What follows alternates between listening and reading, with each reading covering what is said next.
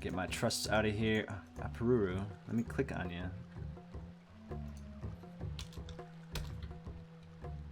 Alright.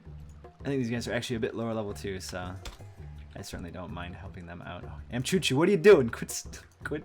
Stop running circles, you stupid. Alright. And then we'll release him as well.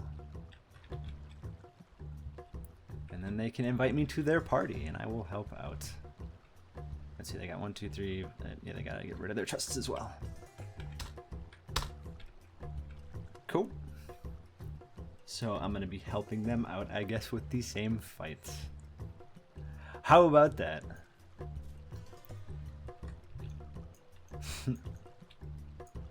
Oh, I got loot. What was that? Oh, no, they got stuff. I'll pass on that. That is their loot.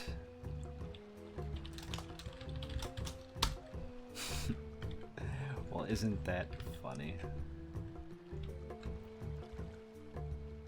What was I talking about, though? Oh, yeah, so, technical points, Dancer uses those to, like, buff and stuff like that.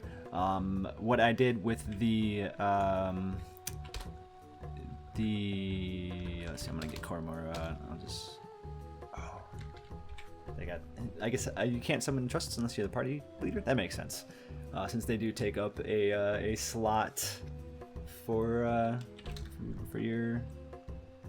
your party. So you can't have like 6 trusts and then 6 people in a party. You can only have 6 people total.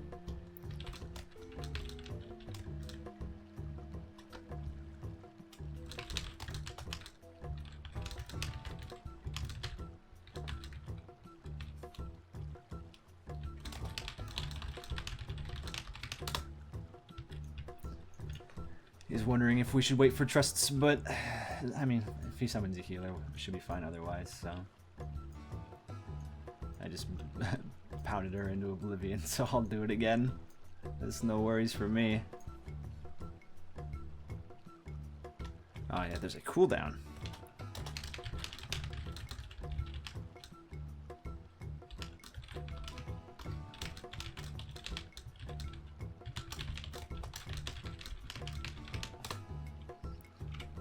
So we may have to wait on their cooldown. Alternatively, I could ask him to pass me lead. I can just summon mine out.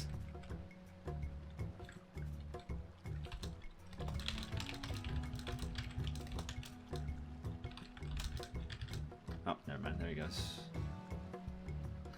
Alright. PP. That's the old healer I used to have. She's a very, like, basic, bare bones healer. The one I use now, Peruru, is a Unity trust. So the Unity system, basically you join a Unity, you gain access to new records of eminence that you can do, some new daily records of eminence and stuff like that. Basically there's like a bunch of Unities. As you complete records of eminence and all that, you gain Unity accolades. You can use those to buy certain gear. You can use those to what else? Fight like specific NMs. You can use them to pop NMs that drop like really good gear and stuff like that. So they have a lot of use. Have a lot of use indeed.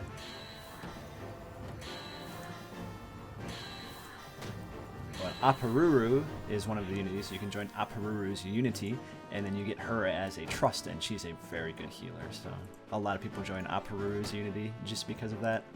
She's one of the better healers.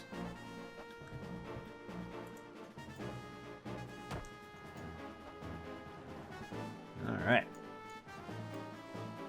I don't want a skill chain, so I don't want to use Ruinator just yet. And then we will... I'll do it now. Nice and safe. Entice. I think that's a charm. Maybe? Nah. Oh, maybe it is, but it had no effect because... Whoa! That hurt. More the NPCs than us, but that's okay. Alright, let's see. And... Dunzo. Alright.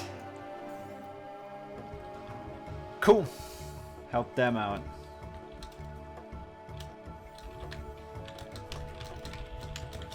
Alright, so so I'm gonna drop out of their party now, as my job is done. Alright, now I'm pretty sure, let's find out what I do next. Once a siren, click the question mark for our reward. Alright, time for another cutscene. Yeah, our sound effects are still broken. Rip.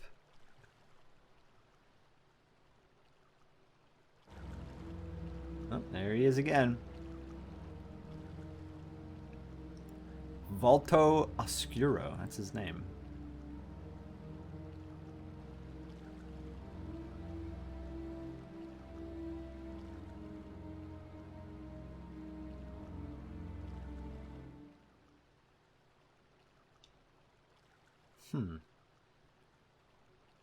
Interesting.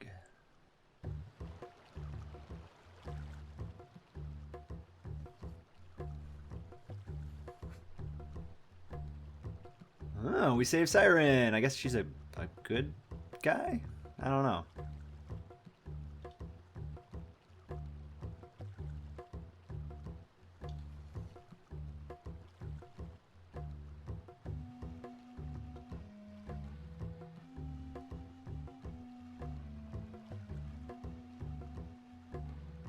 Is she one of Altana's servants, maybe?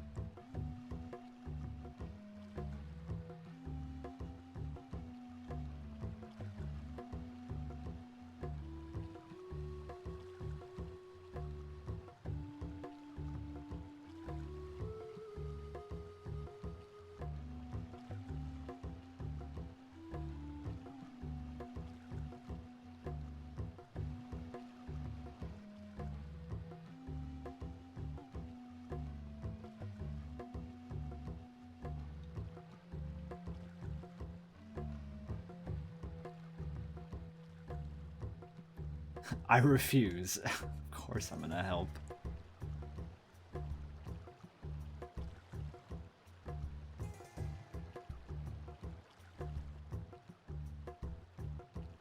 That's cool. So I got some of her power now too with my my stone or whatever.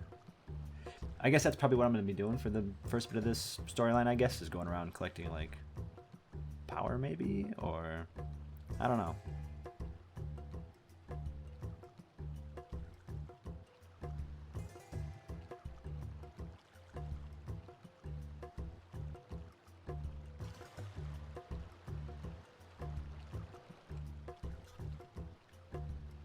All right, we got the Rhapsody in Azure, which is what we needed. That was the item I wanted at the moment. So I think what we're gonna do now, ladies and gentlemen, is actually we're gonna head back to Nord first, really quick, turn in this quest, and then we get to start in on a little bit of very old endgame content. Some of you who played Final Fantasy XI will know this. You love it. It's going to be a lot different than you remember, but we're going to have some fun in Dynamis, ladies and gentlemen. We're going to have some fun in Dynamis. So the Sea Serpent Grotto, what we're in right now, is considered a dungeon. There are open world dungeons basically in Final Fantasy XI. There are some instanced dungeons of sort. They're not dungeons in the same sense as Final Fantasy XIV, but you know, they do exist. But the dungeons in Final Fantasy XI for the most part are, you know, what you see here, and they have some unique properties. Like for example, most of them don't have any music, so it's just kind of like silent except for when you're in combat. You can't ride chocobos inside of them, so you have to travel them on foot. They're usually full of, you know, really powerful enemies, more so than like in the open world for the most part. Like if you go into a dungeon, you know, like within its level range, it has very powerful enemies. So they're cool. They're fun to explore. A lot of them have like puzzles and stuff to like actually get through them, so you have to like pull levers and like find switches and all sorts of stuff to open doors, and like they're really cool. They're all really cool, and they're fun to explore and fun to sneak around in. And so in this game, high level enemies will absolutely destroy you, so you have to be really careful not to aggro enemies. They'll absolutely wreck you. So a big part of this game was like sneaking around using sneak and invisible, which are spells in this game,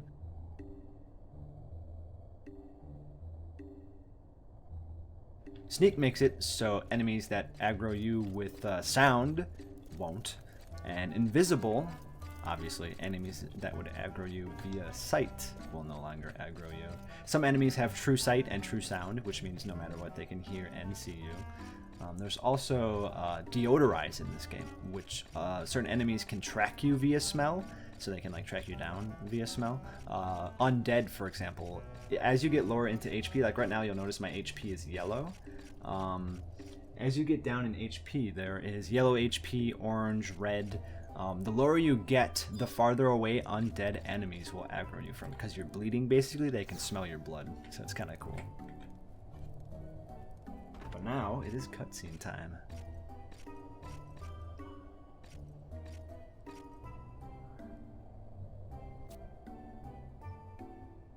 That's Aldo. He's a very important character in Final Fantasy XI. Also the name of my chocobo in Final Fantasy XIV.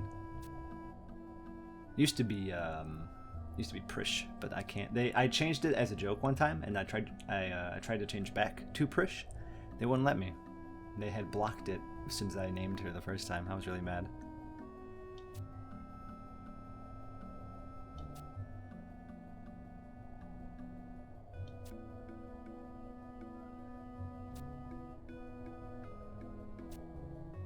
Motherfucking Tenzin! Tenzin is an awesome character. He's from Chains of Promathia, which is my favorite Final Fantasy XI storyline by far.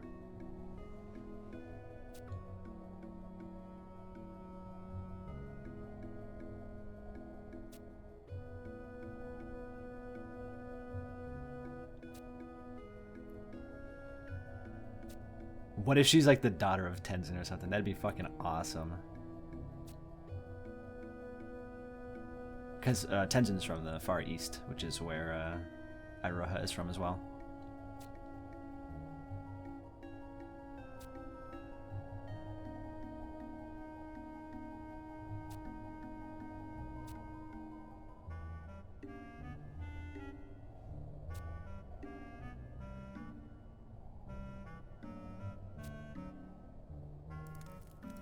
All right. Cool beans, ladies and gentlemen. All right, so now we're going to swap things up. We're going to step away from the Rhapsodies of Vana'diel for just a bit. And we are going to work on some Dynamis, as I need some items from Dynamis for my Beastmaster. Specifically, I need to get my Monster Gloves +2. I need to get my Monster Braves +2 and my Monster Gaiters +2. So I guess we will start with getting my Monster Gloves. I think those are the most important pieces I can get right now. I get those from Dynamis Zarkabard. So we're going to go to Dynamis Zarkabard, boys and girls. Now, I'm trying to think of the quickest way to get out to Dynamis Zarkabard. Probably teleporting back to Juno and taking the Cavernous Maw teleport, I would imagine. So we're going to do that after we stop by our Mog house really quickly so I can get my HP back. As resting in this game, unless you get healed up by like magic spell, resting in this game takes a very long time to reach maximum HP. As you can see, it does not generate over time, as I'm still very low from that one fight. Let's see. Juno. This is one of my favorite cities, so we're going to go to Port Juno, near the Mog house. Juno is basically Ishgard. It's like a spiraling city that kind of like spirals up, and there's various layers, and like the rich and pompous live at the very top. It's literally Ishgard without all of the annoying ass Elvan in it, or Elizin. Sorry, Elvan is the Final Fantasy XI equivalent of the Elvan. Are those people just sitting on midair? I guess so. Wow. So there are chairs in this game now. Maybe the chair just didn't load or something. Okay, so this is the Mog house. You can change your job here. Also, if you enter it, it gives you full HP. You can also access your storage, specifically your Mog safe and your storage. It's called storage. The rest of your storage can be accessed wherever you want. So like you go to view house. Normally the Mog save 2, which I don't have unlocked, and the storage can only be accessed inside of your Mog house. However, the Mog locker, satchel, sat, case, and wardrobe can all be accessed wherever you are. And the Mog wardrobe is a very handy feature. Basically, anything kept in the Mog wardrobe, which has 80 slots, can be used in used as equipment, basically. So like all this stuff is in my Mog wardrobe right now, but I can, you know, access it whenever I want. So it's basically like the armory chest from Final Fantasy XIV. Now let's see, I need to go to Dynamis Zarkabard. And the access point is in, where do you think? Zarkabard. For some reason I thought it was in Bucidine. Because I know there's like there are trail markings for Dynamis Bucidine like right next to Zarkabard, but no, of course not. Dynamis Zarkabard is in Zarkabard. However, so this gets really confusing.